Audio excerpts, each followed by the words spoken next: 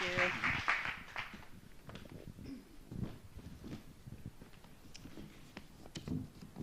Hello, my name is Rebecca. I've been attending the Church of South End Chino since October of 2023. So for the first year, I was blessed to just receive. But by the time EG started, God placed it in my heart to serve, to allow the blessings from the past year to overflow from my cup into my community. So I asked my family, cell group, and EG sisters to pray for me to hear from God on where He wanted me to serve. But deep in my heart, I had my own preferences and desires. So I was already serving in the decor team, and I enjoyed using my creative side. Meanwhile, my husband Ken, right there, he seemed to dive into wherever God was calling him to serve. I was inspired by his zeal, and yet I was scared that if I did the same, I would lose precious me time. Since I was already doing so much community service for my kids' school, I thought surely God is not calling me into a ministry involving more children because He wouldn't want me to feel burnt out. So if you had asked me then which ministry I could envision myself serving in, you certainly would not heard me mention any ministry involving children. In the past, I had served in the nursery, taught Sunday school and VBS, and even went abroad to serve non-Christian youth.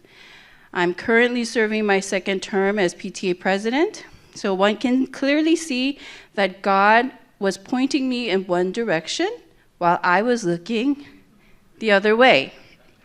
As a busy mom, I thought I've done my duty to serve God's children already. I was ready for something that wasn't related to mothering, nurturing, or teaching. But then God dropped a bombshell reminder. I had made a promise with Him while I was in high school that I would serve the orphans of His kingdom. I had completely forgotten about this covenant. So when Larry came to talk to us about Royal Family Kids Camp, I felt the nudge to attend the information meeting, despite my reluctance to serve God's children. Foster kids were never on my radar, and so I was confused, and I was stepping out against what I wanted. But I knew that God was calling me, and my spirit was leading me. So in obedience, I followed the nudge of the Holy Spirit. The moment I allowed God to show me what He desired of me is when my story and my testimony truly begins. I can tell you about the amazing life-changing experiences that I had at RFKC and about the countless ways in which these children blessed me more than I could ever do for them. But I want you to have the full experience of it yourself. The training will open your eyes. The camp will test and challenge you spiritually, physically, and emotionally. The post-camp reflections will bring tears to your eyes. So if you're like me and think to yourself that you don't ever want to work with children, orphans, or foster kids, I want to remind you that God may have different plans for you, like He did for me. In June, RFKC campers were encouraged to memorize Isaiah 29:11, which states, "For I know the plans I have for you, declares the Lord. They're plans to prosper you and not harm you, plans to give you a hope and a future." God took me back in time to when I was still a child myself, and in my innocence proclaimed, "Yes, God, I will serve the downtrodden children of this world. I will be your messenger of light and bring hope to your kingdom children. This transient life is passing, but my work for His kingdom is eternal, and the glory I bring to God is everlasting." Lastly, one of the most important concepts I learned during the course of my commitment to serve in RFKC is personal sacrifice.